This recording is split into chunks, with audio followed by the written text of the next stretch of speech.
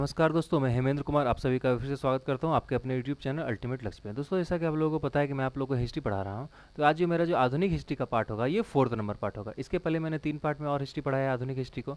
तो जो पहला पार्ट था उसमें मैंने पढ़ाया था कि बंगाल में कैसे अंग्रेज आए थे, मतलब बंगाल में अंग्रेजों का आधिपत्य।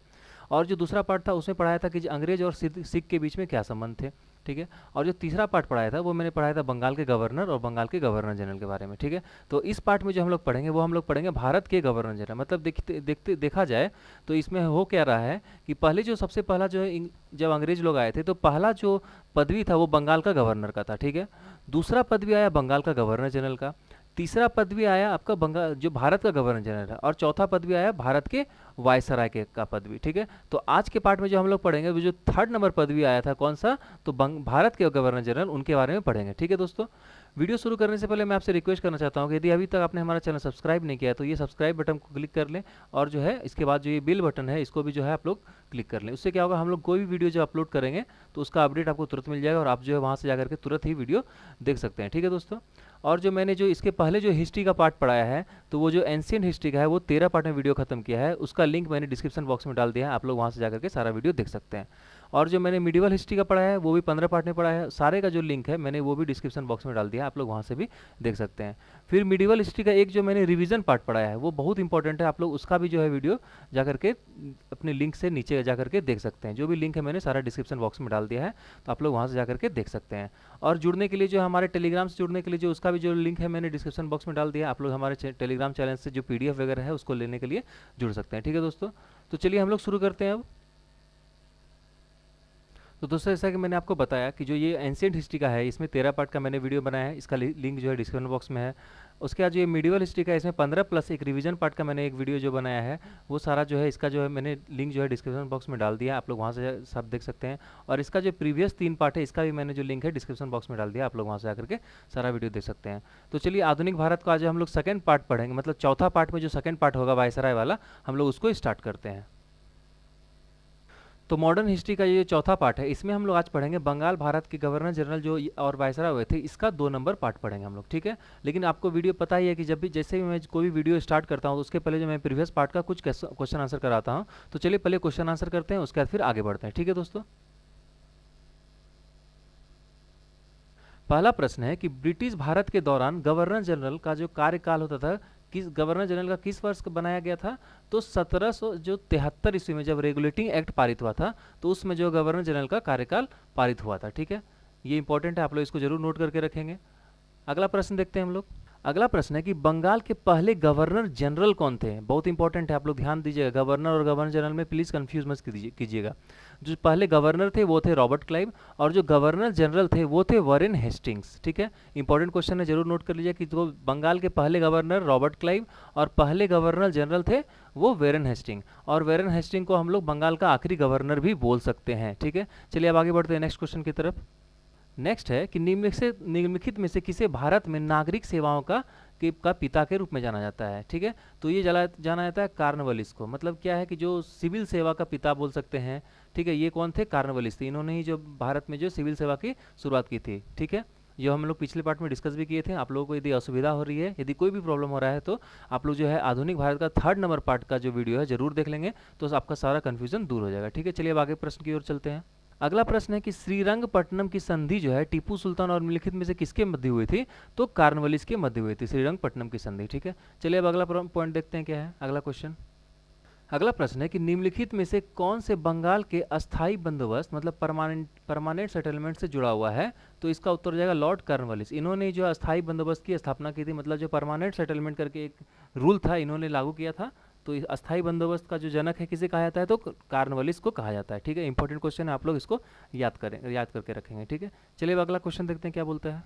नेक्स्ट प्रश्न है कि निम्नलिखित में से गवर्नर जनरल में से कौन जो टीपू सुल्तान के खिलाफ ट्रिपल अलायंस का गठन का समझौता किया था, तो इसका उत्तर हो जाएगा कार्नवालिस। और इन्हीं के बीच में जो टीपू सुल्तान के साथ श्रीरंगपट्टनम की संधि हुई थी, तो उसी समय जो इन्होंने ट्रिपल अलायंस का गठन किया था, तो किसने किया था, लॉर्ड कार्नवालिस ने, ठीक है। चलिए अगला प्रश्न देखते हैं क्या है। अगला प्रश्न है कि बंगाल में द्वैध शासन मतलब डायरकी रूल जो है ये किसने रखी थी, तो इसका उत्तर हो जाएगा क्या, रॉबर्ट क्लाइव ने, ठीक है, रॉबर्ट क्लाइव ने है जो डायरकी रूल को रखा था, क्योंकि इसमें डायरेक्ट द्वैत शासन का मतलब क्या था कि जो बंगाल में जो शासन चला था वो दो लोग चला रहे थे। कौन कौन चला रहे थे? एक ब्रिटिश ईस्ट इंडिया कंपनी चला रही थी और दूसरा जो है बंगाल का नवाब चला रहा था, ठीक है। तो उसमें जो बंगाल का नवाब था वो कौन था? मीर जाफर था। यही दोनों मिलकर क्या कर रहे थे? तो डायरकी रूल चला रहे थे, ठीक है। अब चलिए अगला पॉइंट देखते हैं क्या है अगला क्वेश्चन। नेक्स्ट क्वेश्चन है कि बंगाल से द्वैत शासन मतलब डायरकी रूल को किसने समाप्त किया था? तो वैरेन हेस्टिंग ने जो है डायरकी रूल को जो है समाप्त किया था। मतलब द्वैत शासन को किसने समाप्त किया था? तो वैरेन हेस्टिंग्स ने। बहुत इंपॉर्टेंट क्वेश्चन है, ये सब क्वेश्चन जो है परीक्षा में बार बार पूछे जाते हैं, तो आप लोग इसको जरूर नोट करके रखेंगे, ठीक है। चलिए अब अगला क्वेश्चन देखते हैं क्या है। अगला प्रश्न है कि कलकत्ता में उच्च न्यायालय की स्थापना कब हुई थी? तो इसका उत्तर हो जाएगा 1774 ईस्वी में जो है उच्च न्यायालय की स्थापना हुई थी। और ये स्थापना किसने की थी? तो वैरेन हेस्टिंग्स ने की थी। हेस्टिंग जब 1773 के समय जब आए थे, जब रेगुलेटिंग एक्ट आया था, उसका जो है 1774 में जो है इन्होंने कलकत्ता में उच्च न्यायालय की स्थापना की थी। और मैंने बताया भी था जो उच्च न्यायालय का इसने प्रथम जो न्यायाधीश किसे चुना था? तो इम्फे को चुना था। किससे चुना था? तो इम्फे को इन्होंने प्रथम न्यायाधीश चुना था, ठीक है। चलिए अब अगला प्रश्न देखते हैं क्या है। अगला प्रश्न है कि सहायक संधि जो है ये किसने लागू किया था? तो सहायक संधि जो लागू किया था वो लागू करने वाले थे कौन? Lord Wellesley. इन्होंने ही जो सहायक संधि की थी, इन्होंने अपने कार्यकाल में जो है बहुत सारा सहायक संधि को किया था, इसलिए इन्होंने ही सहायक संधि को लागू किया था, ठीक है। अब चलिए अगला प्रश्न देखते हैं क्या है। अगला प्रश्न है कि सहायक संधि पर हस्ताक्षर करने वाला प्रथम राज्य कौन सा था? तो ये था हैदराबाद, ठीक है। जो सहायक संधि जो किनके साथ, जो आपका वेलेस्ली थे उनके साथ जो है सहायक संधि वाला सबसे पहले किसने किया था? तो हैदराबाद ने किया था, ठीक है। चलिए अब अगला प्रश्न देखते हैं क्या है। अगला प्रश्न है जो कि इस पार्ट का आखिरी प्रश्न होगा कि भारत का प्रथम गवर्नर जनरल कौन था? अभी हम लोगों ने जो पढ़ा था वो बंगाल के गवर्नर के बारे में पढ़ा था, उसके पहले और क्या पढ़ा था? उसके बाद पढ़ा था बंगाल का गवर्नर जनरल। लेकिन अब क्या आ रहा है? भारत का गवर्नर जनरल, जो मैंने पिछले क्लास में थोड़ा सा डिस्कस भी किया था। तो बंगाल जो भारत का प्रथम गवर्नर जनरल है वही बंगाल का आखिरी गवर्नर जनरल था, और वो कौन था? तो लॉर्ड विलियम बेंटिक था। तो आज से जो है आज का जो पार्ट है हम लोग जो उसी में पढ़ेंगे, भारत के जो गवर्नर जनरल हैं उनके बारे में पढ़ेंगे। तो विलियम बेंटिक से हम लोग स्टार्ट करेंगे। तो ये था आज का क्वेश्चन आंसर का। अब चलिए हम लोग आज के पार्ट में जाते हैं, ठीक है। तो आज के पार्ट में जो हम लोग पढ़ेंगे वो पढ़ेंगे भारत के गवर्नर जनरल के बारे में। तो भारत के गवर्नर जनरल में कौन कौन थे? तो सबसे पहले थे लॉर्ड विलियम बेंटिक, जिन्हें कि बंगाल का आखिरी गवर्नर जनरल भी कहा जाता है, ठीक है। उसके बाद आए थे चार्ल्स मेटकॉफ, उसके बाद ऑकलैंड, फिर एलन ब्लो, फिर विलियम्स विबरफोर्ड्स, फिर उसका लॉर्ड हार्डिंग, फिर लॉर्ड डलहौजी, फिर लॉर्ड कैनिंग। लॉर्ड कैनिंग जो है ये थे भारत के आखिरी गवर्नर जनरल और भारत के प्रथम वायसराय भी इनको कहा जाता है, ठीक है। तो आज हम लोग जो इस पार्ट में है इन सब के बारे में पढ़ेंगे, ठीक है। तो चलिए धीरे धीरे इनके कार्यकाल के बारे में क्या क्या घटनाएं हुई थी और क्या क्या हुई थी उसके बारे में हम लोग डिटेल से जानकारी लेते हैं, ठीक है। तो भारत के गवर्नर जनरल, तो भारत के जो पहले गवर्नर जनरल थे वो थे लॉर्ड विलियम बेंटिक। इन्हीं को हम लोग बंगाल का लास्ट गवर्नर जनरल भी बोल सकते हैं। इनका जो शासनकाल था वो था 1828 से 1835 ईस्वी तक, ठीक है। भारत का गवर्नर जनरल बनने से पूर्व जो है 1803 में इसे जो है मद्रास का गवर्नर नियुक्त किया गया था। तो मतलब भारत का गवर्नर जनरल से बनने से पहले 1803 में ये कहाँ के गवर्नर थे? तो मद्रास के गवर्नर थे। एक क्वेश्चन यहाँ से यह बनता है। फिर ये क्या था? यह एक कट्टर उदारवादी प्रशासक था। मतलब ये कट्टर उदारवादी जो प्रशासक था, इसका कार्यकाल जो विभिन्न सामाजिक सुधारों के लिए जाना जाता है, ठीक है। इसी ने सर्वप्रथम जो है सहभागीय आयुक्तों की नियुक्ति की थी, ठीक है। जो इनका जो कार्यकाल है ये बहुत सारा जो इन्होंने क्या किया था, जो समाज का सुधार का काम किया था, तो इनका कार्य जो उसके लिए जाना जाता है, ठीक है। नेक्स्ट क्या है कि इसने सैनिकों के माथे पर जातीय चिन्ह लगाने और कानों में बालियों पहनने से मना कर दिया। इसने ऐसा उसमें जातीय भेद खत्म करने का उद्देश्य किया था। मतलब कि सैनिक में जो जातीय भेद ना हो उसको खत्म करने के लिए उन्होंने ऐसा कदम उठाया था, ठीक है। अगला क्या पॉइंट है कि 1829 के नियम के 17 के तहत इन्होंने सती प्रथा को समाप्त किया था। तो सती प्रथा को बैन किया था। प्रारंभ में इसे सिर्फ बंगाल का प्रेसिडेंसी में लागू किया गया था, और स्टार्टिंग में जो सती प्रथा को जो बैन किया था इन्होंने, तो वो सिर्फ बंगाल के प्रेसिडेंसी में लागू था, और धीरे धीरे ये जो है पूरे देश में लागू हो गया था। ये हम लोग जो बेंटिक के नाम से जो याद रखेंगे, तो इन्होंने बैन किया था बहुत सारा चीज़ को, ठीक है। तो उससे याद कर लेंगे। तो जब भी क्वेश्चन आया कि इस पर किसे बैन किया था, तो मैक्सिमम चीज़ को बैन जो किया था, लगाया था, वो बेंटिक नहीं लगाया था, ठीक है। तो इस चीज़ से हम लोग को इसको याद रखना है, ठीक है। चलिए अब अगला देखते हैं पॉइंट क्या है। अगला पॉइंट देखिए क्या है कि ठगी प्रथा की समाप्ति के लिए कर्नल स्लीमन को इन्होंने नियुक्त किया था, और 1830 में इस प्रथा का अंत कर दिया था। मतलब ठगी प्रथा पर भी बैन इन्होंने लगाया था, तो ठगी प्रथा का भी अंत इन्होंने किया था, ठीक है। अगला पॉइंट क्या है कि लॉर्ड विलियम बेंटिक ने जो है कोर्ट ऑफ डायरेक्टर्स की इच्छाओं के अनुसार भारतीय रियायतों के प्रति तटस्थता नीति अपनाई थी, ठीक है। उसके बाद क्या किया था, इन्होंने ठगों के आतंक से निपटने के लिए कर्नल सलीमैन को नियुक्त किया था। अभी जैसे मैंने बताया कि कर्नल सलीमैन को इन्होंने नियुक्त किया था। उसके बाद क्या था, लॉर्ड विलियम बेंटिक ने भारत में कन्या शिशुवध पर प्रतिबंध लगा दिया था। मतलब कन्या जो होता है, कन्या जो भ्रूण हत्या जो आज भी कहीं कहीं पे चलता है, उसको जो है उसमें इन्होंने उसको हत्या करने पर प्रतिबंध लगाते। तो इन्होंने ये देखिए समाज सुधार का ही काम है। उसके बाद क्या था, बेंटिक के कार्यकाल में ही देवी देवताओं पर नर बलि देने की जो प्रथा का अंत किया था। तो देखिए नर बलि पे भी जो है इन्होंने बैन लगाया था। शिशुवध जो कन्या शिशुवध जो इसमें भी इन्होंने बैन लगाया था। ठीक है, तो ये सब जो ठगी प्रथा पर भी इन्होंने बैन लगाया था, सती प्रथा पर इन्होंने बैन लगाया था। तो बेंटिक ने बहुत सारे चीज पर बैन लगाया था। ठीक है, चलिए अब अगला पॉइंट देखते हैं बेंटिक के बारे में क्या बोलता है। क्या है कि 1833 के चार्टर्ड एक्ट की धारा 87 के तहत क्या हुआ था कि जब जाति, धर्म, रंग, जन्म स्थान आदि के आधार पर किसी पद को वंचित नहीं किया जाएगा। ठीक है, इन्होंने ये एक लगा दिया था रूल कि जाति, धर्म और जन्म स्थान के आधार पर जो है किसी को किसी के पद से वंचित नहीं किया जाएगा। ठीक है, ये भी एक इन्होंने अच्छा काम किया था लॉर्ड विलियम बेंटिक ने। उसके बाद इन्होंने क्या था कि 7 मार्च 1835 को एक प्रस्ताव के बाद जो है अंग्रेजी को उच्च शिक्षा का माध्यम मान लिया। एक इंपॉर्टेंट क्वेश्चन यहाँ से बनता है कि अंग्रेजी को उच्च शिक्षा का माध्यम किसने माना था, तो बेंटिक ने माना था। ये भी एक अच्छा काम के बारे में जाना जाता है। नेक्स्ट क्या कि 1835 में इन्होंने कलकत्ता में एक मेडिकल कॉलेज की नींव रखी थी। देखिए फिर एक इंपॉर्टेंट क्वेश्चन आ गया कि कलकत्ता में मेडिकल कॉलेज की नींव किसने रखी थी, तो सर लॉर्ड विलियम बेंटिक ने। ठीक है, अगला क्या है, अगला पॉइंट है कि शिक्षा के क्षेत्र में इनका जो महत्वपूर्ण योगदान था, इनके कार्यकाल में अपनाए गई मैकाले शिक्षा की पद्धति, इंपॉर्टेंट है ये मैकाले शिक्षा की पद्धति ने भारत के बौद्धिक जीवन के उल्लेखनीय ढंग से प्रभावित किया है। ठीक है, तो ये जो है इंपॉर्टेंट लाइन बनता है क्या कि मैकाले शिक्षा पद्धति ने किसने अप्लाई किया था, तो ये किया था लॉर्ड बेंटिक ने। ठीक है, चलिए अब अगला देखते हैं पॉइंट क्या है विलियम बेंटिक के बारे में। तो लॉर्ड विलियम बेंटिक के बाद कौन आए, तो सर चार्ल्स मेटकॉफ आए। इन्होंने कब से कब तक शासन किया, तो 1835 से 1836 का शासन किया। इनके कार्यकाल में ज़्यादा कुछ हुआ नहीं था, लेकिन एक जो सबसे इंपॉर्टेंट काम हुआ था वो क्या हुआ था कि इन्होंने जो समाचार पत्रों पर जो लगे प्रतिबंध है उनको समाप्त कर दिया था। इसीलिए इन्हें जो है प्रेस का मुक्तिदाता भी कहा जाता है। ये इंपॉर्टेंट क्वेश्चन है, बहुत बार एग्जाम में आया गया है कि जो प्रेस का मुक्तिदाता है उसे वो किसे कहा जाता है, तो चार्ल्स मेटकॉफ को।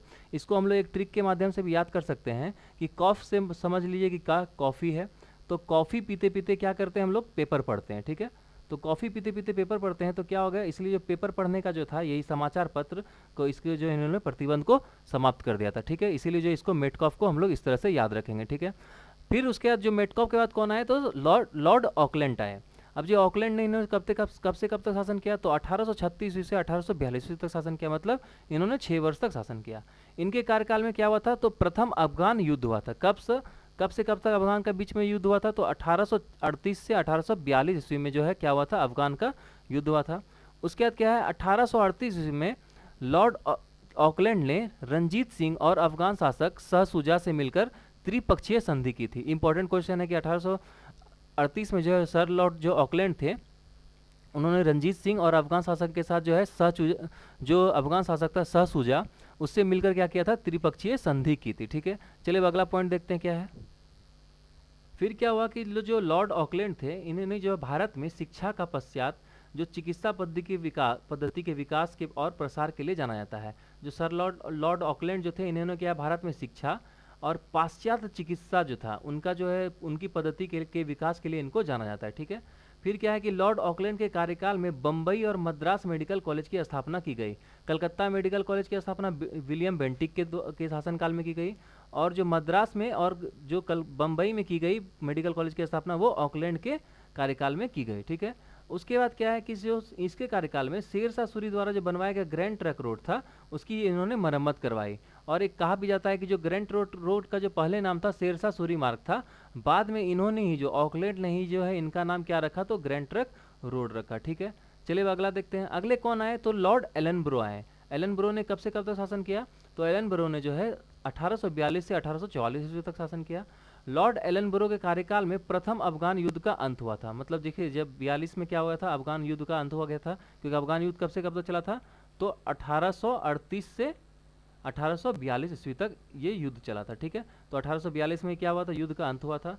उसके बाद क्या हुआ था, इसके कार्यकाल की सर्वाधिक महत्वपूर्ण घटना जो है वो क्या हुई थी, तो 1843 ईस्वी में सिंध का ब्रिटिश राज में विलय होना। जो सिंध जो है उसका जो क्या हुआ था, ब्रिटिश राज में वो विलय हो गया था। इनकी सबसे महत्वपूर्ण घटना है। उसके बाद क्या हुआ था, इनके कार्यकाल में भारत में दास प्रथा का अंत कर दिया गया था। जो दास प्रथा था उसे क्या किया था, उसको अंत कर दिया गया था। ठीक है, ये बहुत इंपॉर्टेंट है कि दास प्रथा का अंत जो है किसके शासनकाल में हुआ था, तो लॉर्ड एलन ब्रो के शासनकाल में हुआ था। ठीक है, चलिए अब अगला पॉइंट देखते हैं क्या है। एलन ब्रो के बाद कौन आए, तो लॉर्ड हार्डिंग आए। ठीक है, हार्डिंग ने कब से कब तक शासन किया, तो 1844 ईस्वी से 1848 ईस्वी तक इन्होंने शासन किया, मतलब इन्होंने टोटल 4 वर्षों तक शासन किया। उसके बाद क्या है कि लॉर्ड हार्डिंग के कार्यकाल में अंगल सिख युद्ध हुआ, मतलब जो एंग्लो सिख युद्ध हुआ था, कब हुआ था, 1845 ईस्वी में, जिसके बारे में मैंने जब अंग्रेज और सिख के बारे में जो पढ़ाया था उसके बारे में मैंने डिस्कस भी किया। आप लोग वहाँ जाकर वीडियो देख सकते हैं, जो सेकंड पार्ट था हमारा मॉडर्न हिस्ट्री का। ठीक है, उसके बाद क्या होता है, जिसकी समाप्ति कब हुई थी, तो लाहौर की संधि से जो है अंगल सिख युद्ध जो है 1845 वाला, उनकी समाप्ति हुई थी। ठीक है, उसके बाद क्या हुआ था, लॉर्ड हार्डिंग ने क्या किया था, इन्होंने ही खोंड जनजाति में प्रचलित नर बलि प्रथा को समाप्त करने के लिए कैंपबेल की नियुक्ति की थी। जो कैंपबेल नामक आदमी थे उनकी क्या की थी, इन्होंने नियुक्ति की थी, क्या करने के लिए, तो खोंड जनजाति जो था उसमें प्रचलित था क्या, नर बलि, इस प्रथा को समाप्त करने का। ठीक है, उसके बाद क्या हुआ कि लॉर्ड हार्डिंग को प्राचीन स्मारकों के संरक्षण के लिए जाना जाता है। ठीक है, जो हार्डिंग जो है इन्होंने क्या किया था, प्राचीन जो स्मारक था उनका संरक्षण जो है इनके जिम्मे था, और इन लोगों ने बहुत सारा संरक्षण करवाया था। इसने जो है स्मारकों की सुरक्षा का प्रबंध भी किया था। ठीक है, जो अभी मैंने जस्ट बताया। उसके बाद क्या है कि लॉर्ड हार्डिंग ने सरकारी नौकरियां में नियुक्ति के लिए अंग्रेजी शिक्षा को प्राथमिकता दी। जो लॉर्ड हार्डिंग ने क्या किया, तो जो सरकारी नौकरियां में जो नियुक्ति होती थी उसके लिए क्या किया, अंग्रेजी शिक्षा को जो है इन्होंने प्राथमिकता दे दी। ठीक है, चलिए अगला देखते हैं क्या पॉइंट है। तो लॉर्ड हार्डिंग के बाद आए लॉर्ड डलहौजी। ये बहुत इंपॉर्टेंट है, आप लोग इसको जरूर एकदम नोट कर लेंगे। जो डलहौजी है ये भी एक इंपॉर्टेंट जो है गवर्नर जनरल के रूप में आए थे। तो इनका जो शासनकाल था वो 1848 से 1856 ईस्वी तक शासनकाल था। तो मतलब देख लीजिए कि इन्होंने कब तक, 8 वर्ष तक लगभग में शासन किया। 8 वर्ष में जो इनके कार्यकाल में बहुत सारा काम हुआ, तो चलिए उसको हम लोग धीरे धीरे देखते हैं। तो क्या हुआ कि डलहौजी ने जो है भारत में राज्य हड़पने की नीति और भारत में रेल लगाने के लिए जाना जाता है। ठीक है, जो मतलब भारत में जो रेल आया सबसे पहले, तो वो किनके कार्यकाल में आया, तो लॉर्ड डलहौजी के कार्यकाल में आया। ठीक है, उसके बाद क्या, इन्होंने हड़प नीति को जो अपनाया था। अपनी राज्य हड़प नीति के तहत इसने निम्न राज्यों को ब्रिटिश साम्राज्य मिलाया। मतलब जो ये जो हड़प नीति अपनाए थे उसमें क्या किया था, इन्होंने बहुत सारा साम्राज्य को मिलाया था। तो सबसे पहला जो साम्राज्य था, मतलब जो राज्य था, वो सतारा था। इन्होंने 1848 में इसको अपने ब्रिटिश साम्राज्य में मिला लिया। फिर जैतपुर, संबलपुर, इसको 1849 में इन्होंने अपने साम्राज्य में मिलाया। फिर आते हैं बाघाट, जिसको 1850 में इन्होंने अपने साम्राज्य में मिला लिया। फिर आते हैं उदयपुर, उन्होंने 1852 में उदयपुर को ब्रिटिश साम्राज्य में मिला लिया। फिर झांसी को 1853 में। ठीक है, फिर नागपुर, जिसको 1854 में मिला लिया। फिर अवध को 1856 में इन्होंने क्या किया, मिला लिया। ठीक है, उसके बाद क्या हुआ कि कोर्ट ऑफ डायरेक्टर ने डलहौजी को करौली विलय की आज्ञा नहीं दी। ठीक है, ये इंपॉर्टेंट है कि कोर्ट ऑफ डायरेक्टर ने क्या किया, डलहौजी को करौली विलय की आज्ञा नहीं दी, मतलब करौली नामक जो जगह है इसको इन्होंने जो है विलय नहीं कर पाए थे। ठीक है, उसके बाद क्या हुआ था कि 1850 ईस्वी के सिक्किम के कुल दूरवर्ती इलाकों में भारत में मिलाया। मतलब सिक्किम का जो बहुत सारा जो दूरवर्ती इलाका था उसको क्या किया, इन्होंने भारत में मिलाया। और 1852 ईस्वी में पंजाब पर भी अधिकार इन्होंने कर लिया। मतलब 1852 में ईस्वी में क्या किया, इन्होंने पंजाब पर भी अधिकार कर लिया। फिर चलिए अब अगले पॉइंट में देखते हैं कि और क्या क्या डलहौजी ने किया है। ठीक है, फिर लॉर्ड डलहौजी ने क्या किया कि गवर्नर जनरल के कार्य के बोझ को कम करने के लिए इन्होंने बंगाल में एक लेफ्टिनेंट गवर्नर की नियुक्ति की व्यवस्था कर दी। ठीक है, इसी के समय में शिमला को भारत की ग्रीष्मकालीन राजधानी बनाया गया। इंपॉर्टेंट प्रश्न है, आप लोग इसको जरूर नोट कर लेंगे कि किसके काल में जो है शिमला को जो भारत की ग्रीष्मकालीन राजधानी बनाई गई, तो लॉर्ड डलहौजी के कार्यकाल में। ठीक है, इसके कार्यकाल में पहली बार एक सार्वजनिक भवन निर्माण विभाग की स्थापना की गई। ठीक है, उसके बाद क्या हुआ, इसी के समय भारत में पहली रेल लाइन जो 1853 में बम्बई से ठाणे तक बिछाई गई थी। मैंने जस्ट उसमें जब पहला जब इसका स्लाइड पढ़ा था तो मैं उसमें बताया था कि जो इन्होंने जो हड़प नीति और रेलवे को जो है बहुत ज़्यादा आगे बढ़ाया था। सबसे पहला जो रेलवे है इन्हीं के कारण में चला, कब, 1853 ईस्वी में बम्बई से ठाणे तक। ठीक है, उसके बाद क्या हुआ कि जो पहली विद्युत तार सेवा कलकत्ता से आगरा के बीच शुरू की गई, वो भी इनके कार्यकाल में ही शुरू की गई। ठीक है, फिर अगला देखिए पॉइंट है, ये भी इंपॉर्टेंट है कि इसने 1854 ईस्वी में नया डाकघर अधिनियम जो पोस्ट ऑफिस एक्ट है इसको इन्होंने पारित किया। कब, 1854 ईस्वी में, जिसके द्वारा क्या हुआ कि देश में पहली बार डाक टिकटों का क्या हुआ, प्रचलन स्टार्ट हो गया। तो 1854 से क्या हुआ, डाक टिकटों का जो है प्रचलन स्टार्ट हो गया। और 1854 में क्या हुआ था, डाक जो अधिनियम है वो आया था। मतलब पोस्ट ऑफिस एक्ट जो है इनके ही कार्यकाल में आया था, इन्होंने ही लागू किया था। ठीक है, चलिए अब अगला पॉइंट देखते हैं डलहौजी के बारे में। अगला पॉइंट देखिए क्या है कि ये साम्राज्यवादी व्यक्ति थे और इनका जो कार्यकाल है मैंने बताया कि बहुत सारा सुधारों के लिए विख्यात है। इनके कार्यकाल में 1851 से 1852 ईस्वी के बीच में क्या हुआ था, द्वितीय एंगल बर्मा युद्ध हुआ था। मतलब अंग्रेज और बर्मा के बीच में जो है द्वितीय युद्ध हुआ था, जो 1852 में बर्मा के पीगू राज्य को ब्रिटिश साम्राज्य में मिला लिया गया था। ठीक है, ये इंपॉर्टेंट है। उसके बाद देखिए सबसे इंपॉर्टेंट पॉइंट ये बनता है कि लॉर्ड डलहौजी ने व्यापकता के सिद्धांतों को लागू किया था। मतलब क्या है कि डॉक्ट्रिन ऑफ लैप्स को जो है इन्होंने लागू किया था। ये क्वेश्चन जो है बहुत बार एग्जाम में पूछा गया कि जो डॉक्ट्रिन ऑफ लैप्स है वो किसने लागू किया था, तो वो लागू किया था लॉर्ड डलहौजी ने। ठीक है, मतलब लॉर्ड डलहौजी ने क्या व्यापकता का सिद्धांत बोलिए या इंग्लिश में इसको बोलिए डॉक्ट्रिन ऑफ लैप्स को इन्होंने लागू किया था।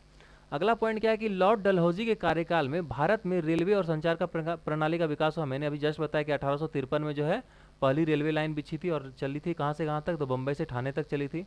ठीक है, उसके बाद क्या हुआ था कि इनके कार्यकाल में दार्जिलिंग को भारत में सम्मिलित कर लिया गया था। ठीक है, ये इंपॉर्टेंट पॉइंट है।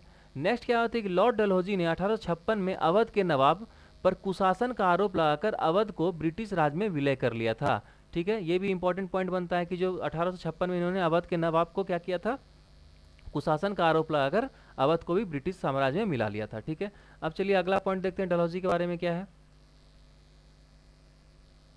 नेक्स्ट क्या हुआ था कि इनके कार्यकाल में वुड का निर्देश पत्र आया था जिसमें भारत में शिक्षा सुधारों के लिए मैग्ना कार्टा कहा जाता है। ठीक है, तो भारत में जो शिक्षा के सुधारों के लिए मैग्ना कार्टा कहा जाता है किसको, तो वुड का निर्देश को। ठीक है, अगला क्या हुआ पॉइंट कि अगला पॉइंट ये हुआ कि लॉर्ड डलहौजी के कार्यकाल में भारतीय बंदरगाहों के विकास करके इन्होंने जो अंतर्राष्ट्रीय वाणिज्य के लिए खोल दिया। मतलब अंतर्राष्ट्रीय व्यापार के लिए जो है इन्होंने जो सारे जो बंदरगाह है उनको इन्होंने खोल दिया। ठीक है, और अगला और आखिरी इनके कार्यकाल में क्या हुआ कि इनके कार्यकाल में जो है हिंदू विधवा पुनर्विवाह अधिनियम पारित हुआ। मतलब जो हिंदू विधवा लोग जो थे उनका जो पुनर्विवाह का जो अधिनियम इन्होंने पारित कर दिया। ठीक है, ये था बहुत ज़्यादा इंपॉर्टेंट थे डलहौजी। अब इनके बाद जो कौन आए, तो लॉर्ड कैनिन आए। ठीक है, लॉर्ड कैनिन जो है भारत के गवर्नर जनरल के पद पे 2 साल रहे थे। ठीक है, 1856 से 1858 के बीच में।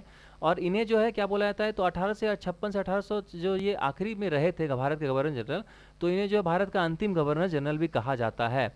उसके बाद क्या हुआ था, तत्पश्चात जो है ब्रिटिश संसद द्वारा 1858 ईस्वी में क्या पारित हुआ था, तो भारत के जो प्रथम वायसराय इन्हें को ही बना गया। मतलब वायसराय का जो पदवी पारित हुआ और जो भारत का प्रथम वायसराय किन्हें कहा जाता है, तो लॉर्ड कैनिन को कहा जाता है। इन्हीं के कार्यकाल में बहुत सारे महत्वपूर्ण घटना हुई थी। तो जो 1857 का जो सैनिक विद्रोह हुआ था इनके कार्यकाल में हुआ था। तो ये जब ये उसमें क्या थे, तो भारत के गवर्नर जनरल थे, तो उन्हीं के जो समय में क्या हुआ था, सैनिक विद्रोह हुआ था जो मेरठ से स्टार्ट हुआ था। ठीक है, वो हम लोग अब नेक्स्ट पार्ट में पढ़ेंगे। तो इनका जो शासनकाल जो है ये भी बहुत इंपॉर्टेंट है, कैनिन का शासनकाल। तो 2 साल तक ये क्या हुए थे, तो 2 साल तक ये भारत के गवर्नर जनरल के पद पे रहे थे। उसके बाद फिर 1858 से जब जो एक अधिनियम आया उसमें के बाद क्या हुआ कि इस गवर्नर जनरल का जो पदवी है उसको हटा करके वायसराय का जो पदवी है उसको यहाँ पे लागू कर दिया गया। ठीक है, उसके बाद क्या है कि जो कैनिन है, कैनिन के समय मैंने बताया कि 1857 में जो है ये हुआ था, विद्रोह हुआ था। विद्रोह जो है पूरा देश में फैल गया था, सैनिक विद्रोह हुआ था, जो हम लोग अब वो नेक्स्ट पार्ट में पढ़ेंगे। ठीक है, तो दोस्तों नेक्स्ट जो हम लोग पार्ट में पढ़ेंगे वो वायसराय के बारे में पढ़ेंगे। बहुत सारे वायसराय थे जो उसमें जो इंपॉर्टेंट रहेंगे उनके कार्यकाल के बारे में हम लोग डिस्कस करेंगे।